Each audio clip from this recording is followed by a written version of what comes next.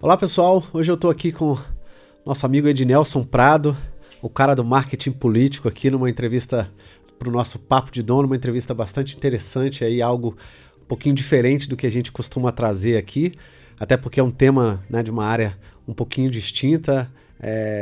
Pedi a Ludmila, que trabalha aqui comigo, para trazê-lo aqui, primeiro para a gente conhecer um pouquinho, né, como é que é ser empresário dessa área de marketing político, né, falar de política é sempre algo, até mesmo dependendo da área, polêmico e tal, para você explicar um pouquinho pra gente aí. Então, primeiramente, muito obrigado aí pela sua presença, pela sua disponibilidade de estar participando conosco aqui no Papo de Dono. São 4 os pilares que sustentam o ciclo da excelência para todas as pequenas e médias empresas: estratégia, planejamento, gestão e controle. Nesse podcast eu vou te mostrar onde você deve focar para alcançar os resultados que você deseja, porque se você realmente quer se tornar um empresário de verdade, transformar a sua vida e o seu negócio, você pode, e eu vou te ajudar nesta caminhada.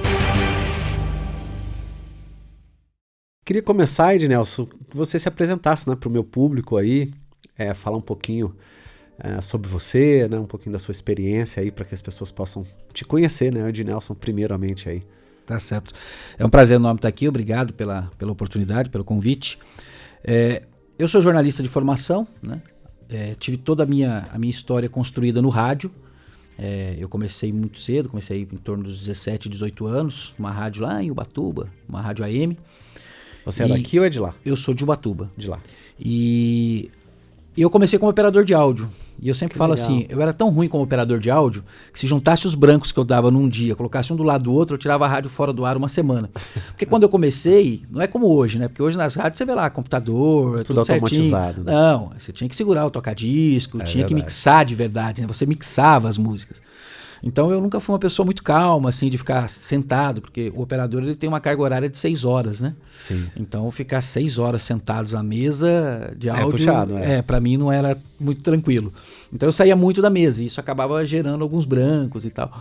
E aí com 6 meses que eu tava lá, o rapaz do jornalismo falou assim, ó, é melhor tirar esse rapaz daí, porque ele vai acabar perdendo emprego. É melhor levar ele pro jornalismo, porque eu acho que ele tem mais tino para jornalismo do que para operador. E aí eu comecei a trabalhar com jornalismo. E aí comecei a atuar já na área política. Minha primeira campanha que eu tive a oportunidade de atuar foi em 1992. Então de lá para cá, a gente atuou sempre, atuando no rádio, com a questão política, sempre participando de campanhas eleitorais. E aí depois eu fui fazer faculdade, então eu comecei a atuar com jornalismo antes de fazer faculdade. Depois eu fui fazer faculdade e continuei atuando. E eu atuava também com esporte, com futebol. Né? Eu sempre gostei muito de esporte, muito de futebol. No campo lá, fazendo reportagem. A gente teve a oportunidade de atuar em São Paulo, atuar em várias rádios aqui da região do Vale do Paraíba, bastante em Ubatuba, em Caraguá. E chegou um momento que eu tive que optar, ou esporte ou política. E aí você fica, 2 paixões, como que a gente vai fazer? Eu optei pela política.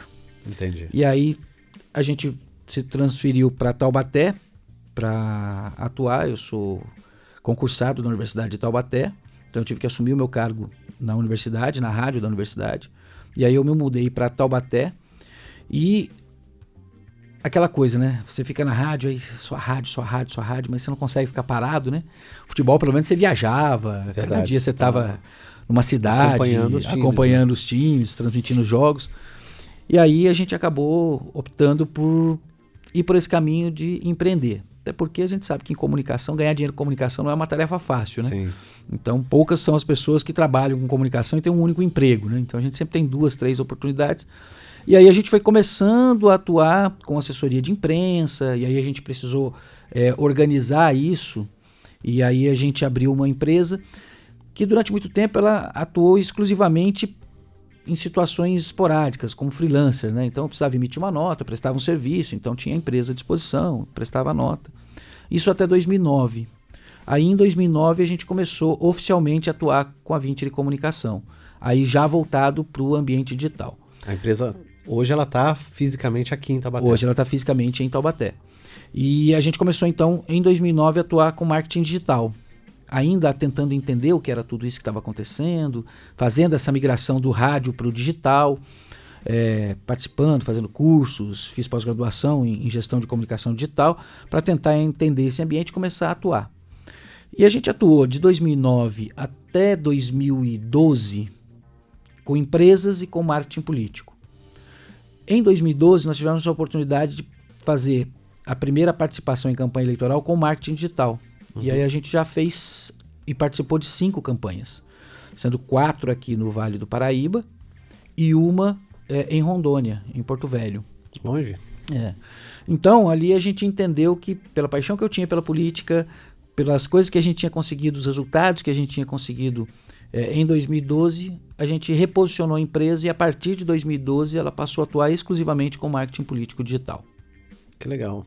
E o nome da empresa vem de algum lugar? Não, porque é um nome diferente. Não, colocar nome empresa... É um troço louco, né? É uma coisa muito complicada. Eu acredito que todo empresário, ou pelo menos a boa parte deles, quando vai escolher o nome, tem muita dificuldade. Tem. Nós estamos montando agora uma rádio web, né? Lá em Ubatuba. Nós ficamos, eu e o meu parceiro e o meu sócio nessa empreitada, nós ficamos mais ou menos 3 semanas tentando achar um nome para a rádio. Porque achar nome é uma coisa muito complicada, porque você... É o que vai estar tatuado, né? Você tem que pensar no nome, você tem que pensar na marca, aí você tem que pensar que ela tem que ter um sentido, ela tem que ter um porquê, alguma relação. Tem que dizer algo aí, Tem que dizer algo. É claro que às vezes esses nomes não dizem nada, às vezes eles surgem do nada, às vezes é só uma questão de gosto, mas geralmente a gente fica batendo cabeça, a gente fica tentando buscar. E a gente ficou aí... Para decidir o nome da Vinteri, nós ficamos mais ou menos, eu e minha sócia, que barra esposa, mais ou menos também uma semana e meia testando algumas coisas. E aí até a hora que a gente chegou a Vinteri. Vinteri é vencer em latim, né? Então tem uma relação direta, agora mais do que nunca, né? Talvez em 2009 não tivesse, porque a gente atuava com empresas e política. Mas hoje que a gente atua só com política, Vinteri, vencer, tem tudo a ver com política e com campanha eleitoral. Claro, então acho que hoje o nome ele casa bastante com o princípio da empresa. Mas eu acho que esse é o primeiro grande desafio, é definir o nome da empresa. Porque se você coloca o seu nome na empresa, tudo bem, você vai ter a sua marca, mas na hora de criar identidade visual, na hora de criar um significado, fica um pouco mais complicado, mais complexo. Né? Aliar, manual da marca, essa coisa toda fica muito mais difícil de você definir. Agora, quando você quer escolher um nome, ela tem que ter um sentido. Então aí eu acho que é um pouco mais complexo. E o que vocês têm, com o que você tem se especializado, assim, quais foram os principais cases de sucesso que você teve, assim, que fizeram Porque a gente, né, quando a gente começa a prestar serviço, que é o meu caso também, no IOPEX, a gente vai muito daquilo que a gente, lógico, conhece, consegue colocar no mercado, mas uma coisa que eu falo nos meus podcasts aqui, inclusive para os empresários, a gente tem que ver o que o mercado quer comprar, né? Porque às vezes o que eu sei e o que eu gostaria de vender, o mercado não está disposto a pagar e eu vou passar fome. No seu caso, como é que foi aí desde do nascer aí da Vinteri até hoje, 2019, como é que você está trilhando essa parte aí de entrada no mercado? Você descobriu outros nichos? Tem algo específico do marketing político que você no início achou que era para a esquerda e hoje em dia está indo para a direita? Quando a gente começou a trabalhar exclusivamente com marketing político, ou em 2012, que talvez tenha sido o grande divisor de águas no processo, a gente tentou trazer algumas experiências que a gente tinha com as empresas pro digital. Já tinha muita gente fazendo digital, já tinha muita gente trabalhando com marketing político no ambiente digital. Mas aqui na nossa região, a gente ainda caminhava a passos muito curtos nesse processo. Era tudo muito novo, né, para todo mundo. Apesar de 4 anos de diferença, por exemplo, em 2012 a gente ia negociar com os clientes e você ainda ouvia que o cliente queria uma campanha tipo a do Obama, que havia acontecido em 2008, né? Então, ele ainda tinha como uma referência a campanha. Mesmo que a gente já tivesse tido algumas campanhas bastante interessantes no Brasil, utilizando a internet, como, por exemplo, a campanha do Kassab e algumas outras campanhas que vieram em 2010, 2008.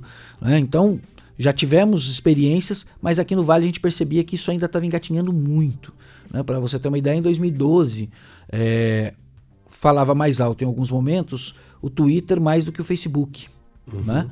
Então, os clientes ainda não entendiam muito o que podia ser feito em relação ao marketing digital e qual era o potencial.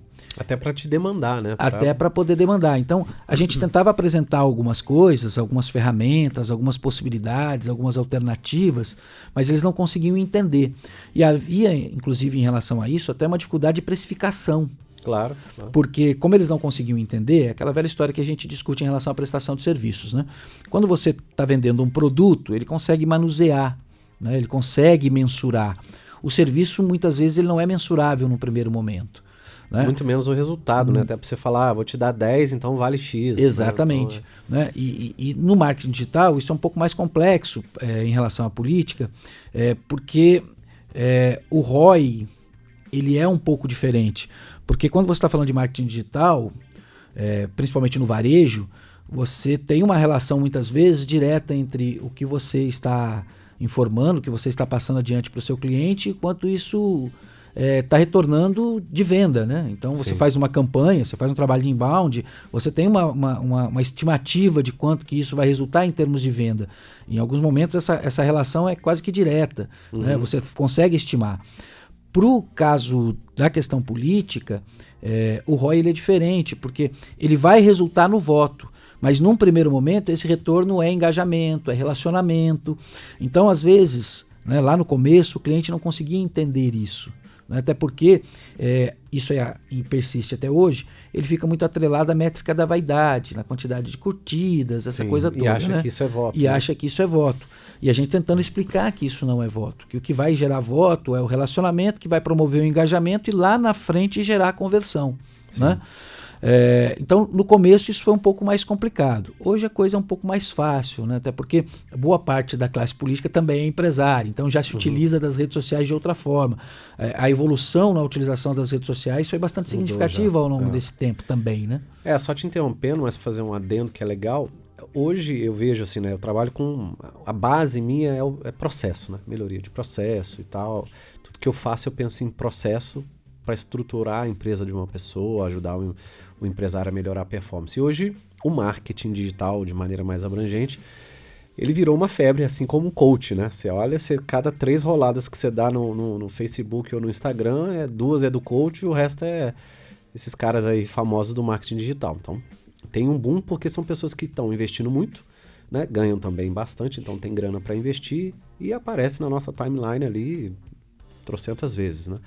Como é que foi para você, ou nesse caso eu vejo assim, né, que muita gente que trabalha com marketing digital, até por esse boom, acha que, como você falou, curtida ou um like, alguma coisa assim. Inclusive ontem o Instagram já mudou, né, não tem mais o like mostrando lá, muita gente já tá meio assim, com um monte de coisa, porque eu sempre falo para os meus clientes, ter seguidores e ter like não quer dizer que você vai vender. Você pode ter 1 milhão de seguidores e não vender nada, né? Porque talvez a pessoa possa vir a ser um possível cliente seu, você não sabe nem se ela está no seu funil de vendas mesmo ali, né?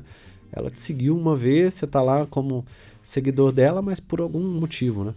E isso não se converte em vendas. Como é que é isso dentro do marketing político? Porque você deve ter um outro desafio, né? Que é o cara votar depois numa coisa que vai vir talvez num longo prazo, né?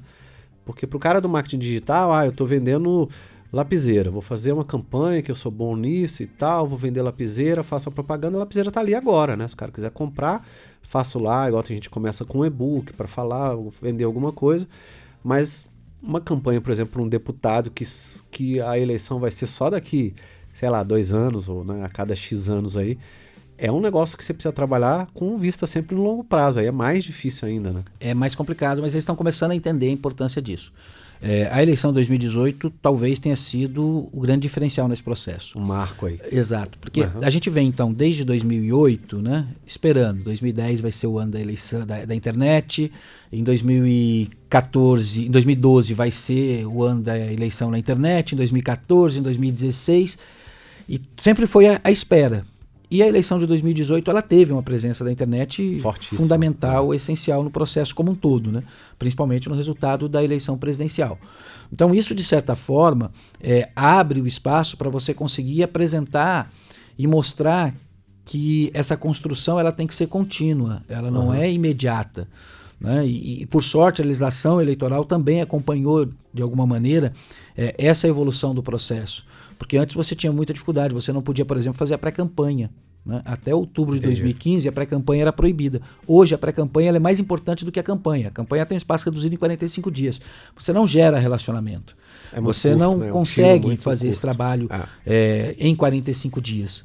Então, para você conseguir o resultado que você espera, que é a conversão do relacionamento em voto, isso pressupõe tempo de trabalho. Então, hoje eles estão conseguindo entender que precisam estar na rede o quanto antes.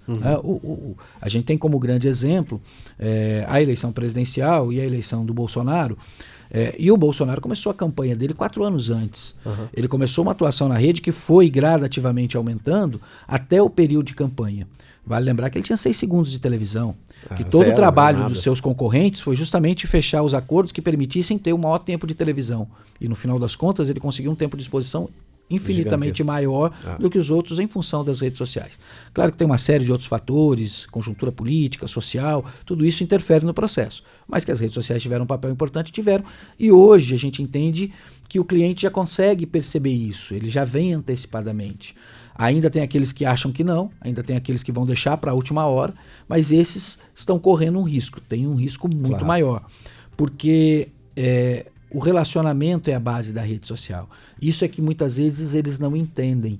Eles acham e ainda querem utilizar, boa parte da classe política, as redes sociais como plataforma de exposição, como se fosse um veículo de comunicação de massa, como se fosse um veículo de mão única. Então eu sou prefeito, ou eu sou governador, ou eu sou deputado, e o meu mandato está tendo essas realizações, essas ações, essas propostas, e eu vou colocar tudo isso nas minhas redes sociais.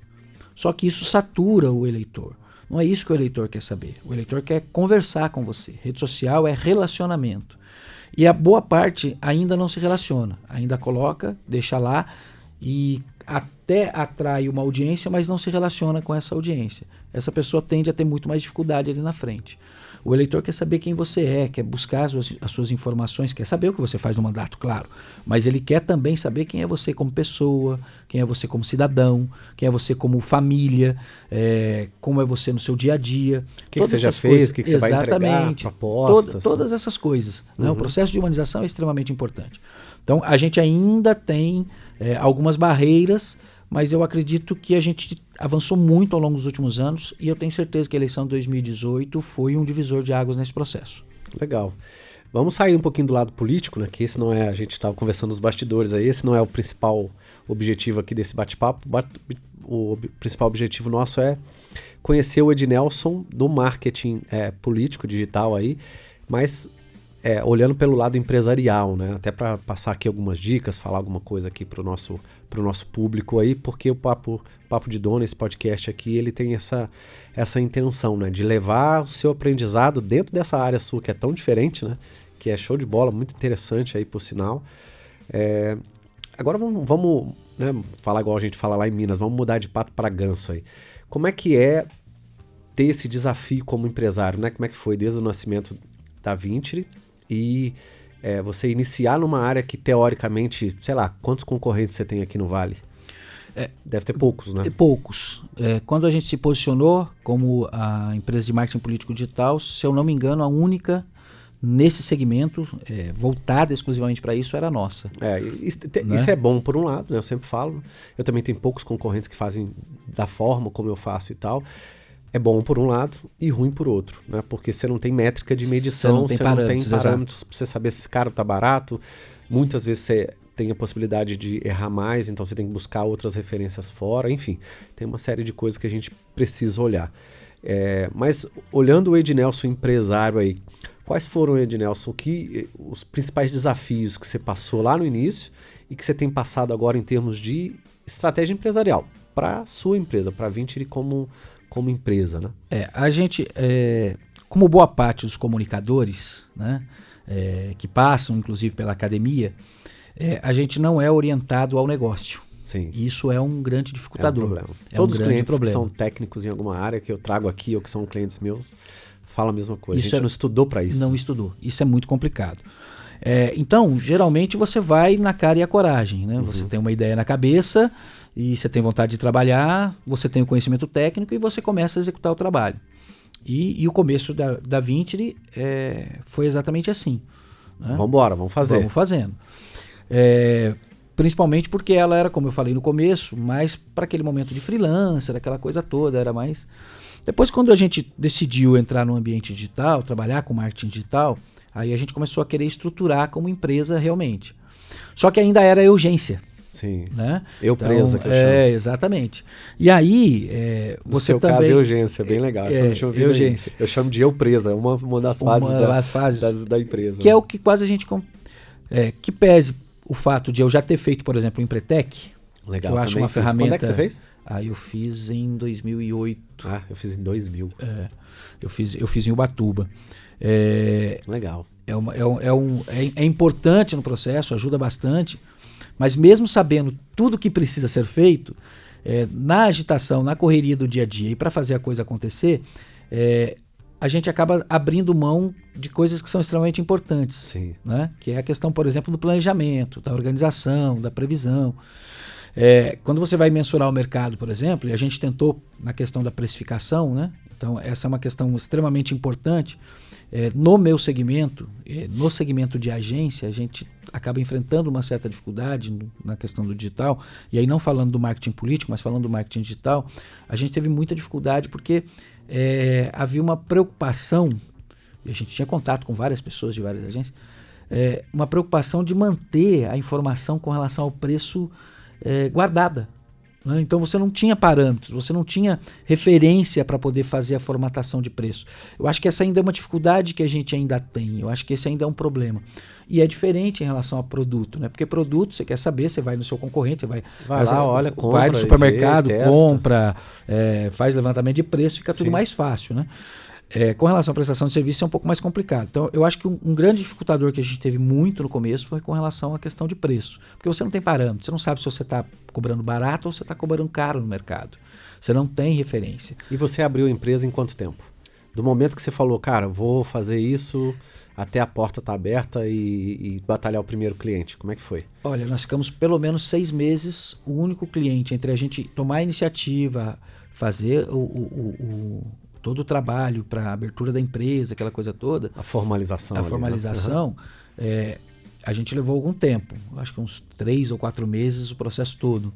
Né? Depois ela ficou muito parada. Na verdade, a Vintri, esqueci de falar isso, mas no começo ela chamava SR Prado Produções. Entendi. Até 2009. Em 2009 que nós fizemos a mudança. Virou a chave. Porque até então a gente atuava mais com assessoria de imprensa e quando a gente foi para o digital a gente fez essa mudança. Aí a gente foi elaborar o manual da marca. Sim. Aí a gente foi começar a fazer o processo de planejamento, de alguma forma, a questão da precificação. A gente fez o registro da marca, que é uma coisa que eu acho extremamente importante, mas é uma coisa que muitas vezes, em boa parte, é negligenciada. Né? E como o Vintri é um nome comum, né? A gente ficou muito preocupado.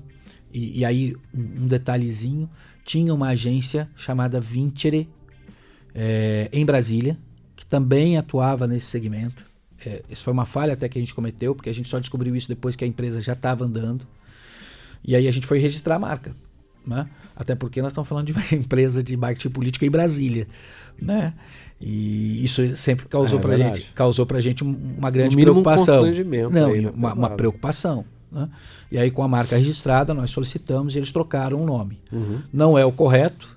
Né? O certo era a gente ter pesquisado antes até para não ter esse mesmo nome. Claro. Mas como ela também negligenciou a questão do registro da marca, né? Nós tivemos que conversar e priorizar, e eles fizeram a mudança do nome sem maiores problemas. E aí a gente tem esses aspectos.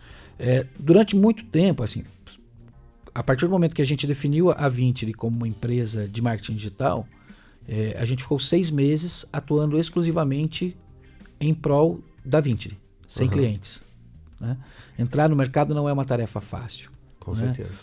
As pessoas precisavam primeiro entender que a gente sabia o que estava fazendo.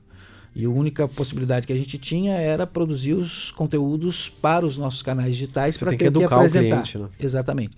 Porque, querendo ou não, quando a gente está falando de marketing digital, a pessoa está colocando a marca dela na responsabilidade de um terceiro. Verdade. Né? Então, isso tem um peso muito grande. Isso é uma coisa muito séria. Então, a gente estava começando, pequeno, então a gente levou um certo tempo. E o nosso primeiro cliente foi de política, inclusive. Aí, mas assim, um traz outros, né? Já um desafio já um de desafio. cara já. E aí, a partir daí, começaram a surgir as empresas. E a gente ficou navegando entre as duas até 2012. A gente foi começar a organizar mesmo como empresa, porque até então era eu e a minha noiva na época, que hoje é minha esposa. Era a Eugência. Então, assim, você tinha a parte documental, tudo certinho, com o escritório de contabilidade ajudando, tudo direitinho, mas você não tinha uma organização como empresa. Isso só foi acontecer a partir de meados de 2012, quando nós passamos a ter efetivamente funcionários.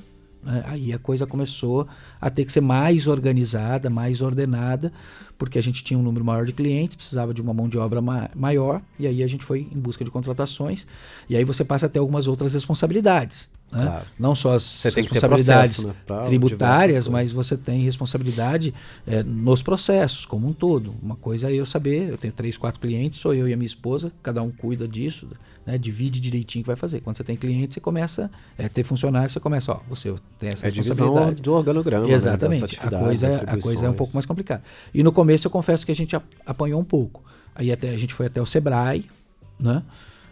Na unidade de São José dos Campos, que nos auxiliou bastante no processo de organização, de estruturação dessa parte toda de planejamento, até o próprio processo de divulgação, né? Porque apesar de sermos uma empresa de comunicação, casa de ferreiro, espeto de pau, né? Eu acho que esse é o grande problema que a gente tem até hoje, né? Às vezes a gente fica tão correndo para divulgar o material e o trabalho do cliente que a gente esquece do trabalho que a gente realiza, né?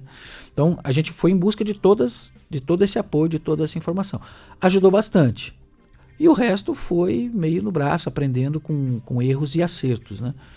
Não foi uma tarefa simples, mas a gente já chegou a 10 anos de mercado.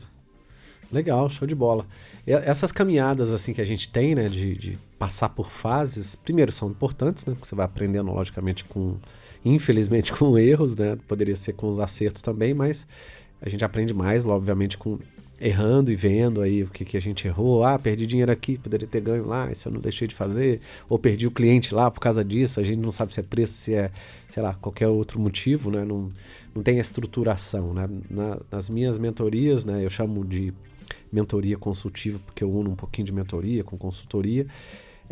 Eu trabalho hoje basicamente assim com os elementos de estruturação de uma empresa, né? Uma das coisas que eu venho fazendo desde 2016, que eu cunhei esse termo de mentoria consultiva para unir essas duas coisas, foi também em função de várias entrevistas que eu fiz, porque eu comecei a trabalhar assim, já tem 20 anos que eu sou consultor, né? E só trabalhava com grande empresa, já viajei a alguns países aí, só que grande empresa está tudo lá, né? De uma forma ou outra, pode até não estar perfeito, a gente está lá para ajudar a melhorar e tal, mas está lá, os processos estão lá, as pessoas estão lá, estão fazendo de alguma forma. O pequeno já não tem nada. E aí em 2016, quando eu resolvi mudar minha forma de atuação e, né, ficar mais aqui no Vale e tal, para não parar de viajar muito, né? Ficava às vezes meses fora viajando, optei por mudar a minha forma de atuação e eu comecei a fazer algumas pesquisas, né? E várias delas foram com empretecos, né, do Vale aqui, de pessoas que eu conheço. Eu participo de um grupo em São José, que de vez em quando eu vou lá nas reuniões e tal. Eu comecei a fazer algumas pesquisas e eu notei que a maioria deles, logicamente, né, não é novidade para ninguém, precisa dar mais ou menos da mesma coisa, né, das mesmas coisas. O Empretec, ele te ajuda, inclusive porque o foco são as 10 CCS, a você tirar mesmo a bunda da cadeira e né, fazer você exercitar aquelas 10 CCS de uma forma até meio prática, e a partir delas você olhar o seu negócio de uma outra forma. Mas o Empretec não dá tempo, né? Uma semana só, não sei na sua época como é que foram 10 dias, na minha época foi uma semana. Não dá tempo de você falar assim, virei um empresário ali, sei de processo, sei disso, daquilo. De forma nenhuma, nem o curso tem esse intuito, né? E aí eu percebi que, fazendo essas pesquisas, conversando com as pessoas, eu vi que muita coisa daquilo que os grandes tinham e usavam e aplicavam, eu não poderia fazer nas pequenas, obviamente. por conta da estrutura, do número de pessoas, necessidades, enfim. Falta de tempo, né? Porque a gente é o eu preso ali e tem que fazer um pouco de cada coisa. Mas também eu percebi que a maioria dos empresários precisavam mais ou menos da mesma coisa, né? Ninguém consegue ter tempo de pensar na estratégia do ano que vem, por exemplo, que é um tema que eu batalho assim agora, né? Até estou colocando um curso online essa semana no mercado, estamos vendendo essa semana e é o nosso primeiro curso online, né, do IOPEX, que a gente está batalhando há um tempo aí. Então, dependendo do tema que a gente entra numa empresa, as pessoas chamam, por exemplo, eu não tenho planejamento. Pô, planejamento para mim é um negócio muito amplo, né? Planejamento do quê? Planejamento de marketing, é de vendas, é planejamento da empresa, é planejamento organizacional, né, como um todo, ou é planejamento de pós-venda, é o quê, né? A gente desdobra aí. E voltando aqui para o que você falou, quais foram dentro, né, desse período de alavancagem da sua empresa para ela chegar a esses 10 anos aí, né, sobrevivendo e crescendo e até mudando às vezes, né, de atuação, às vezes vai por um caminho, puxa por outro, às vezes as mídias sociais também nos levam, no seu caso, né, você tem que acompanhar um pouco das mídias, porque as mídias é que te direcionam, já que você está aí no digital. Quais foram as suas, vamos dizer, as suas experiências com olhos, obviamente, de empresário que você hoje não faria? O que você não faria como empresário se você tivesse que abrir a sua agência de novo? Tem coisas que a gente teria que olhar mesmo com muito cuidado para não repetir em termos de erro, de falha. Primeiro que assim, a gente começou sem plano de negócios. Uhum. Eu acho que esse é uma coisa que a gente tem dificuldade, porque a gente acaba não conseguindo realmente visualizar o que vai ser. Sim. Né? É claro que quando a gente está falando... adendo, hoje eu nem faço mais plano de negócio. Não, né? Porque as coisas são muito rápidas, né? Elas mudam muito rápido. O plano de negócio ele é muito reativo já. E demora muito para ser escrito. Hoje eu atuo com meia dúzia de ferramentas que faz praticamente o que um plano de negócio faz, só que de maneira mais rápida. Sim. Só para simplificar. Mas quando a gente começou, o plano de negócio era uma ferramenta que para nós ali era importante. E a gente olhava, e eu vou ser sincero, por ter ido inclusive buscar apoio do Sebrae, essa coisa toda, que eu olhava para aquilo e falava, isso aqui eu preciso fazer, porque eu preciso entender essas coisas. A própria questão de você fazer a pesquisa de mercado, né? Para você poder fazer a questão da precificação, que eu acho que é um dos grandes problemas da minha área, a questão da precificação, né? Hoje, isso para mim é mais claro. Hoje a gente tem uma planilha já com valores definidos, com a questão hora-homem resolvida, essas coisas todas. Mas isso em 2009 a gente não tinha. Então, assim, era uma dificuldade muito grande. Então, eu sei que a gente acabou perdendo muitos clientes porque a gente não tinha determinadas situações que apresentassem até para o cliente, em alguns momentos, segurança. Né? Para ele entender, por exemplo, por que eu estava cobrando X. Entendi. O que ele estava comprando com esse X. Eu não tinha nem o planejamento para poder fazer esse processo de divulgação, para poder fazer esse trabalho de informação. Era tudo muito no vambora. Então, assim, eu trabalhei em alguns momentos com preço muito abaixo do que deveria. Né? Eu tenho situações em que eu deixei de ganhar, com certeza, porque eu não tinha essa referência, porque eu não tinha esse processo de organização. Né? Isso veio acontecer de uma forma melhor depois que os funcionários entraram. Porque aí você começa a mensurar custos de uma outra forma. Sim. Porque tem um princípio básico que a gente não segue, principalmente no começo. Quem não se planeja e não se organiza, quem vai na raça, muitas vezes não consegue fazer o princípio básico, que é a divisão de contas. O que é conta pessoal da empresa e o que é conta pessoal. Uhum. Né? Vai entrando tudo no pacote, você vai fazendo e você não vai tendo controle de gastos. Né? O contador vê aquilo lá no fim do mês e fala assim, o que você está fazendo? Desesperador. Porque, precisa comprar mesa, compra mesa. Você vai fazendo. O dinheiro está no caixa, você tira vai fazendo do cartão, a coisa. Desse aqui mesmo, é o único que eu tenho e vai embora. Porque você acha que tudo é custo, né? E tudo é custo. Puta, vai custar abrir uma conta, vai custar fazer um negócio, vai custar... A gente não sabe o que vai custar muito mais lá na frente se eu já tivesse feito certo. Né? Exatamente. Então, assim, demorou um tempo para eu entender o quanto eu estava perdendo de dinheiro por falta dessa organização. Organização, você tem um escritório de contabilidade, mas ele vai fazer o básico. Sim, né? A sim. sua contabilidade interna é extremamente importante. Esse controle diário é uma coisa que você precisa fazer. Essa divisão de contas, ela precisa acontecer. Até para você poder ordenar a questão de reinvestimento. Né? Senão você lucrou quanto esse mês? Ah, não sei, peraí. Quando está tudo embolado, você não consegue nem finalizar. Né? E, no caso, e vamos ser sinceros, no caso do marketing político, a gente tem algumas dificuldades, por mais que a gente se cerque de recebimento. Né? O fluxo de caixa muitas vezes não acompanha o ritmo ideal que deveria, porque os pagamentos não acontecem muitas vezes da forma como a gente gostaria, por mais que a gente tente aprimorar as cobranças. E existe uma relação pessoal de confiança que muitas vezes atrapalha em alguns momentos essa questão da cobrança. Entendi. Então, assim, eu levei um tempo para entender que por mais que eu seja o cara que sou o que vai fechar o negócio, não sou eu que tenho que cuidar desse negócio. Né? Então eu faço contato, está personificado na pessoa do Ednelson, porque é a referência da empresa em relação à questão estratégica do marketing político, dessa coisa toda, mas hoje eu tenho uma pessoa que passa a, né? a responsabilidade, né, de ter essa relação financeira com o cliente, porque é complicado o cliente não pagar e você ter que ligar e né? Sim, claro. Então, quando é de pessoa física para pessoa, de pessoa jurídica, do seu atendimento lá, a coisa flui de uma outra forma. Né? Você só intervém em determinados momentos. Então, essas coisas dificultaram muito no começo. Você ter esse entendimento leva um certo tempo. Ah, mas você fez o Empretec. Mas... Então, não é para isso. Teoria, né? Lá você não aprende certas coisas. Na teoria você tem um monte de informações. Né? A gente foi ler, foi estudar, né? Mas na prática você está no dia a dia. Né? Ainda mais quando é urgência.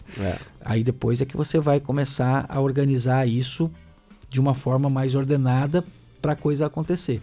Então, o que eu posso dizer é que foi como muita gente, né, como acontece com muita gente, foi um grande desafio e foi assim, na cara e a coragem. Né? Vamos ver o que dá. E graças a Deus tem dado certo.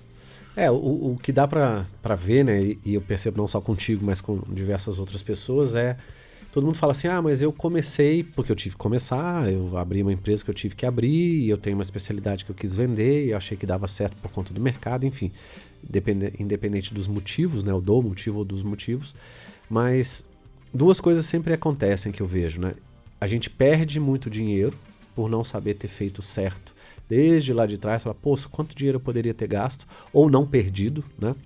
Otimizado em relação a diversas coisas, se eu já soubesse disso. Isso é uma coisa. E a outra coisa se eu já tivesse começado certo, né, feito ali, estudado uma forma estratégica de entrar no mercado, feito o meu planejamento, olhado os processos, enfim, né, várias coisas que a gente prega aí, inclusive o meu trabalho com os empresários é exatamente esse. A segunda coisa se eu tivesse trabalhado certo da primeira vez, ou desde o início, né, qual seria o meu real potencial de ganho? Porque eu vejo que a maioria dos empresários não consegue nem colocar meta. O cara tá ganhando 10 mil por mês, só para dar um exemplo, né, de um número qualquer aqui. Eu tô ganhando 10 mil por mês. Por que você ganha 10 mil por mês? Não, porque é o que eu consigo fazer. Por que você acha que é o que você consegue fazer? Ele não fez correlação do número de vendas, do serviço, quantidade de produto, às vezes, né, tem os dois, vende produto e serviço, ou às vezes é só serviço, e ele não tem um horizonte de pelo menos médio prazo, ou até o final do ano, que seja, com o número que ele vai perseguir. Então, qualquer número tá bom, e a média que ele tá fazendo, seja por sorte, seja por oportunidade, o que for, tá dando 10 mil. Mais ou menos 10 mil que eu ganho por mês. Mas por que não pode ser 30? Não, mas aí para eu fazer 30 eu tenho que ver, não sei o que. Isso, tem que ver várias coisas, mas e aí? Você quer ganhar 30 ou quer continuar ganhando 10? Esses passos aí que são os desafios. Exatamente, e essa questão é bem interessante, porque assim, o crescer, né, não é uma tarefa simples.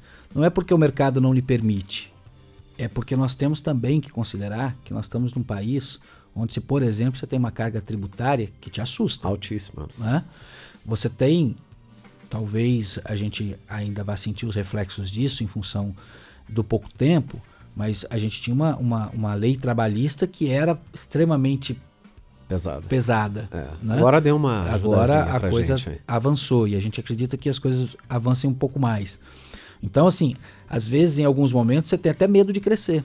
Porque o crescer pressupõe, por exemplo, no meu caso, aumentar a mão de obra. Então, a eleição do ano passado, tem por clientes exemplo... que eu faço estudo, só te cortando mais uma vez, e que o estudo dá, que a gente faz, que é melhor ele ficar como está. Não deixar de crescer no sentido de colaboradores, de estrutura e tal, porque fica muito caro e só onera demais a folha, em várias coisas em si, inclusive o preço do produto ou do serviço. Mas ficar mais ou menos do tamanho e dar um outro salto em algumas outras coisas, porque o custo do crescimento ele é muito pesado. O custo é pesado. O ano passado, por exemplo, na eleição, até dia 30 de julho eu tinha 6 funcionários. Do dia 30 de julho para o dia 1º de agosto, eu saltei para 19. É um salto muito grande. É um salto muito alto, né? Às vezes a gente não tem nem capacidade de atender todo mundo, né? De gerir tudo. Né? Por conta das campanhas que, graças a Deus, chegaram. No final deu tudo certo. Mas quando você entra na sala e vê tudo aquilo, você fala, meu Deus, onde eu me meti? Olha a minha responsa. Né? Porque o ano passado a gente teve a oportunidade de fazer uma campanha ao Senado no Rio de Janeiro. A gente começou a fazer uma campanha a governo do estado no Amazonas. A gente acabou não prosseguindo por questões financeiras, mas a gente começou a fazer uma campanha a governo do estado no Amazonas e a gente fez pelo menos 4 ou 5 campanhas a deputado aqui na região, né? Então, olha o tamanho da responsabilidade, né? As pessoas que você está envolvendo. Porque, na verdade, eu já tive 36 colaboradores. São famílias, né? Você pensa no pai da pessoa, você pensa... E tem gente que tá ficando grávida e a esposa tá aí. São tantas histórias ali com aquelas pessoas que estão lá que você, como empresário, você fala, caramba, agora eu tenho que... tem outras responsabilidades. Não é só o eu presa mais, né? O eu urgência. É um negócio que começa a... E é claro que o que eu vou falar aqui pode gerar uma série de críticas de uma parcela significativa da sociedade, mas a possibilidade que você tem hoje em relação à pessoa jurídica melhorou muito essa relação. Sim. Né? Porque quando você era obrigado, não que você não seja, né? Mas hoje você tem outras alternativas. Mas quando você era refém exclusivamente da CLT, a coisa era muito mais complicada. Né? Você pensava 2, 3 vezes antes de tomar certas atitudes. Hoje você consegue caminhar um pouco mais tranquilo, porque você consegue ter uma relação de confiança um pouco melhor.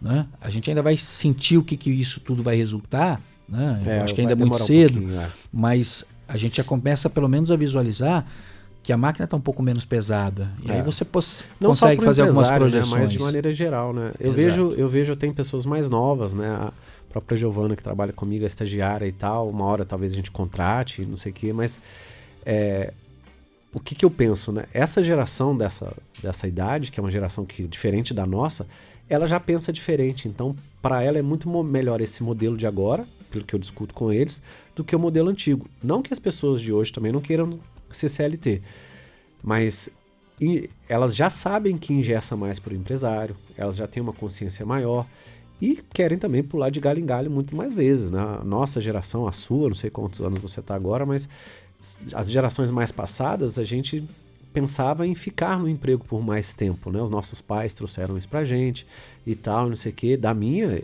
eu já nem pensava mais nisso. Lógico que assim, a gente mede e tal, mas hoje em dia essa geração aí, cara, eu vou trabalhar aqui 6 meses, 1 ano, se eu não estiver aqui eu tô lá, se eu não estiver lá eu tô no outro e assim por diante.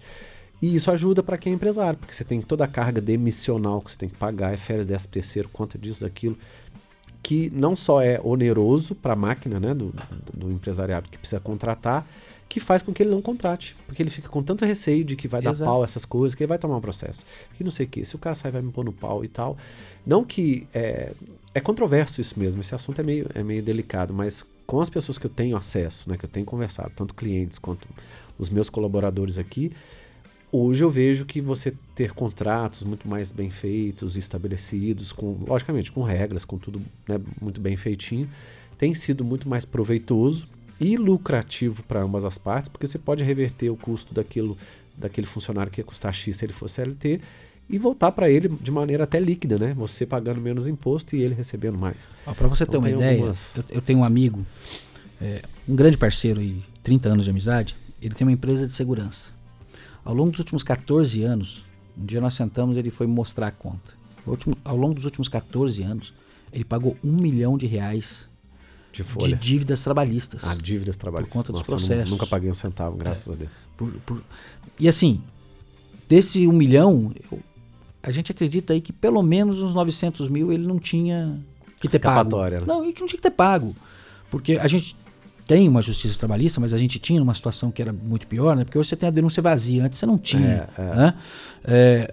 De cidadão, ele vir e você tem que fazer o acordo por 10, 15 mil reais, parcelar em 300 vezes, porque a justiça já tinha dado o ganho de causa para ele antes sequer de ouvir as partes, de conversar.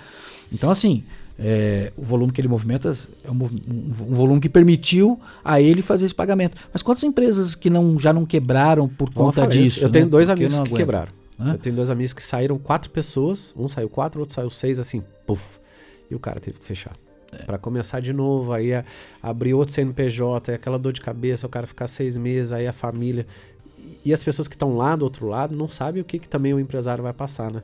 Porque todo mundo pensa, não, o cara é empresário, tá ganhando dinheiro e tal, não sei o quê, mas se você falir, cara, você também tem vida, você também tem família, você também tem filhos, conta pra pagar e tal, né? É uma situação meio complicada.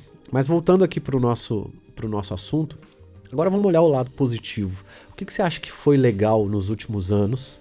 Que inclusive esse boom do marketing digital, né? Que vamos dizer aqui no Brasil, fora já tá um pouquinho mais tempo, mas aqui no Brasil, sei lá, 3 anos? 3, 4 anos, né? Que tá aí há mais 5? Mais tempo, por aí. Por aí.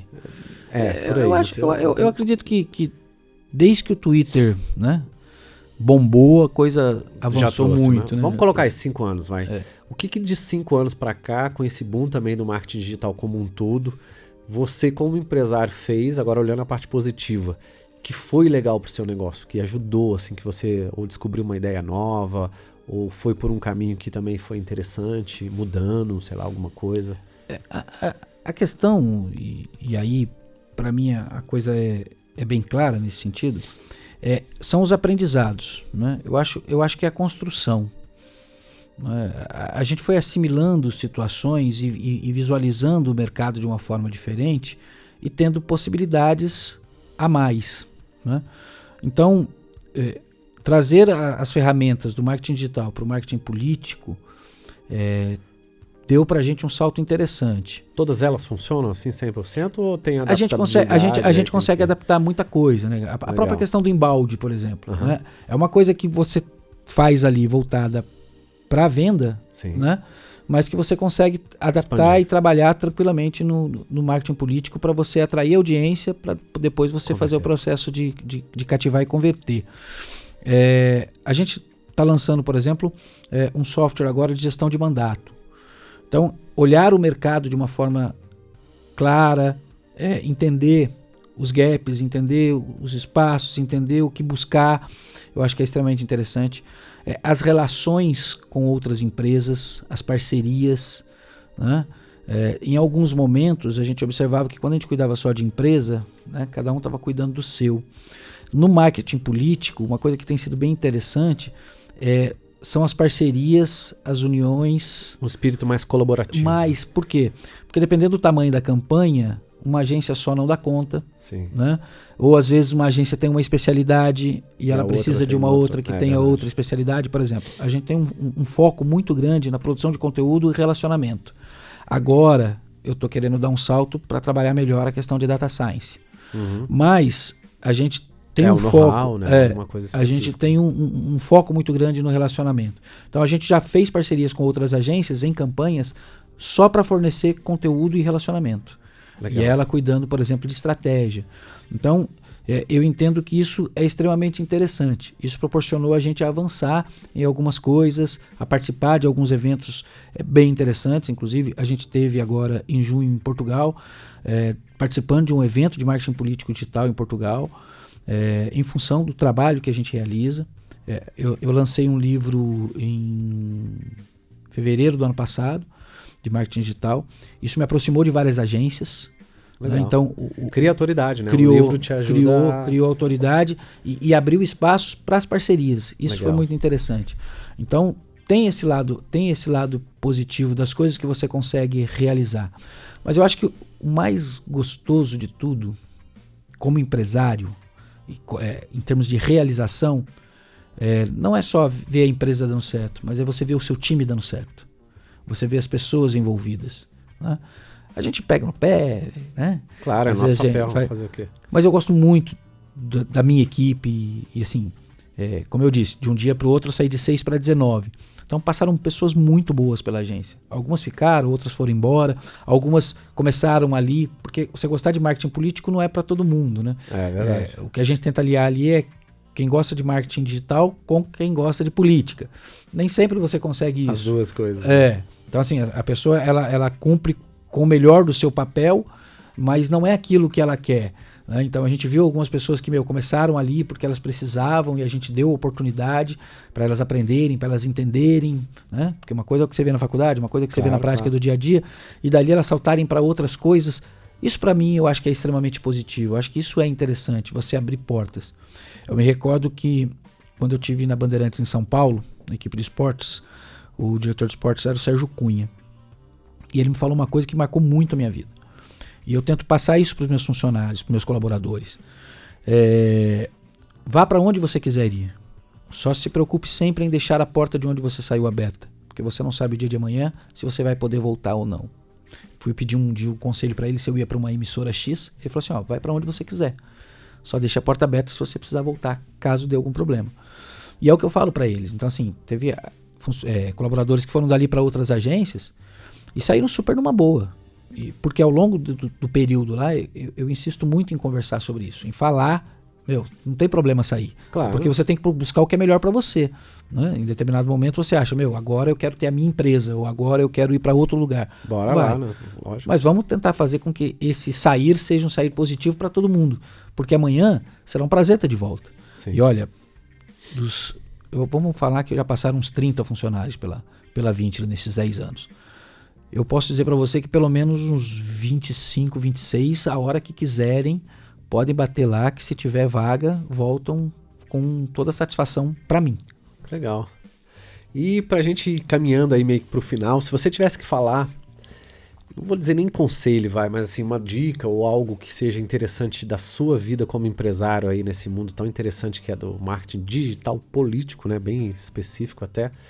Para quem já é empresário, o que você falaria? Salvo esse lance das pessoas que você falou agora, que acho que já caberia, mas assim, o que você daria de dica para quem já é empresário? Mantenha o foco naquilo que você acredita, eu acho que isso é extremamente importante. Faça aquilo que você gosta de fazer. Eu sou apaixonado por política, sou apaixonado por marketing político, sou apaixonado pelo digital. Então eu acho que isso faz uma diferença muito grande. Eu gosto do que eu faço. Eu acho que ter tesão naquilo, exatamente. Acordar todo dia e saber que isso faz a diferença. É legal isso. Né? Então, faça o que você tem vontade, faça o que você gosta, mas principalmente cuide das finanças, que é talvez o maior desafio, né? Porque se você não tiver o cuidado, o olhar para o futuro, né? O que você vai reservar, o que você vai projetar de investimento para que você possa crescer, a probabilidade de você errar é muito grande. É verdade. Então eu acho que esse é o ponto mais importante. Então olhe para as finanças com muito carinho. Não é a questão de você ser murrinha, de você ser minucioso demais, mas é importante que você tenha o foco e a atenção, porque isso pode definir se você vai continuar ou não aberto, se você vai quebrar ou não. Né? Entendi. E nesses detalhes é que a gente muitas vezes vai deixando a coisa acontecer, porque é tudo muito rápido, né? Tudo muito dinâmico, e você às vezes não tem tempo de parar, e você vai fazendo e vai fazendo e vai fazendo. Eu olho para trás hoje e vejo que teriam campanhas, por exemplo, que eu não teria feito. Por quê? Porque logo de cara elas já sinalizavam que elas me dariam um problema financeiro. Mas o tesão a querer fazer me permitiram errar. Hoje eu não erraria mais. Hoje eu já... Não que eu esteja numa condição de negar cliente, mas eu tenho condições de olhar, algumas coisas, olhar situações e falar, olha, isso aqui vai me dar mais problemas do que solução. Entendi. Entendeu? E para quem quer abrir, né? Tem muita gente que me procura para ajudar a abrir empresa, fazer estudo de viabilidade econômica, que eu chamo, né? EVE, planejar a empresa, a gente faz desde layout ao estudo e tal, e não mais o plano de negócio, como eu te falei, a gente usa outras ferramentas aí para direcionar o empresário para unir esse tesão que ele tem com o conhecimento dele e abrir mesmo o negócio, né? E tem parceiros lá, contador, advogado e tal, e até estruturar a empresa para ela entrar no mercado. O que você falaria se você estivesse abrindo uma empresa do zero hoje ou para quem está abrindo um novo negócio ou querendo empreender aí, querendo ser um empresário? Primeiro, se tiver vontade, não tenha medo. Até porque eu tenho um amigo, Felipe Moraes, lá em São Paulo, que ele fala assim, o empresário que não pensa todos os dias em jogar tudo pro alto e ir embora, é porque ele não está empreendendo, né? Porque o desafio é diário, mas você não pode ter medo. Eu acho que é você... Agora, faça da forma correta. Se você puder fazer desde o começo, da forma ordenada, isso vai fazer diferença. Aquilo que a gente já falou, né, que você comentou. Não é uma tarefa fácil você ter essas preocupações desde o início. Mas se você tiver a possibilidade, faça, se organize, cresça com calma. Não, é o que eu sempre falo. É melhor você começar pequeno e crescer do que você querer começar grande e você diminuir. Né? Como diz um amigo meu, se você não entra na briga como leão, se você ainda não está preparado e vai acabar saindo como gatinho. É preferível que você entre como gatinho para sair como um leão. Ou entrar como um gatinho para sair como um gatinho. Mas retroceder não dá. E isso vai demandar exatamente planejamento, a organização, a responsabilidade, o entendimento de que ser empresário é um desafio todos os dias. Né? É você abrir mão de muita coisa, em alguns momentos da família, em alguns momentos do período de lazer. É gratificante? Sem dúvida que é. Mas também é muito desafiador, também é muito preocupante, né? Porque você chegar de noite e saber que, amanhã tem folha de pagamento e você tem no caixa menos X mil reais perto do que você precisa pagar e você tem que resolver todas as pendências para que amanhã o pagamento caia na conta, não é uma tarefa fácil. Sim. Isso é desgastante. Então, se você não tiver ordenado para que essas coisas não te afetem mais do que o normal, você vai ter dificuldades. Então, se puder, comece desde o início. Na hora que você tiver a ideia, vá procurar apoio, vá procurar auxílio. A gente não tem todas as ferramentas, não tem todas as respostas, a gente precisa das outras pessoas, a gente precisa de quem já tem mais experiência, de quem sabe o que está fazendo, para a gente poder começar. Vai ter um custo? Provavelmente vai ter um custo, mas você vai ver que é investimento, não é gasto. E investir nesse processo é extremamente importante. Show de bola. Ednelson, mais uma vez, muito prazer, primeiramente, aí, né, a gente conheceu rapidamente aqui nos bastidores antes, mas primeiro de você ter aceitado estar conosco aqui no nosso podcast Papo de Dono, tomar um pouquinho do seu precioso tempo, mas trazer um pouquinho tanto da sua experiência, né, vivência como empresário, mas desse tema que, quando a Ludmila aqui deu a ideia de te trazer aí, falou, eu falei, cara, tema muito legal, que eu não passava nem pela minha cabeça que a gente podia ter alguém, né, com esse know-how aí perto aqui e também divulgar o seu trabalho e tal. Quem quiser entrar em contato aí com você ou com a agência, tem aí e-mail, telefone, site e tal, pode divulgar. Perfeito. Agora a galera... O site é Vincere, com C, né? Que é Vincere, vincerecomunicacão.com.br. Okay. O meu WhatsApp é 12 99114 7050. É o mesmo já há 20 anos, então boa parte da região do Vale já tem esse número, então não tem problema citar sem maiores problemas. Pode fazer o primeiro contato comigo, vai ser um prazer a gente conversar. Cursos, palestras, treinamento de equipe, a gente também atua nessa área, eu acho que é interessante. Muitas coisas você terceiriza, mas muitas coisas são interessantes dependendo do seu cargo, do cargo que você vai disputar, você ter isso internamente, então a gente também prepara a equipe, faz esse trabalho todo. Eu gosto muito do que eu faço, então eu faço com muita vontade, eu adoro política, adoro marketing político, então estamos à disposição aí para quem quiser. Muito obrigado, gente. Esse foi o Ednelson Prado, da Vincere. E se você ainda não se inscreveu aí no nosso canal, clique aí, se inscreva no nosso canal, participe com a gente, manda sempre aí a sua dúvida, o seu comentário, estaremos aqui com todo prazer para responder, tá ok? Um grande abraço e até o próximo. Tchau, tchau.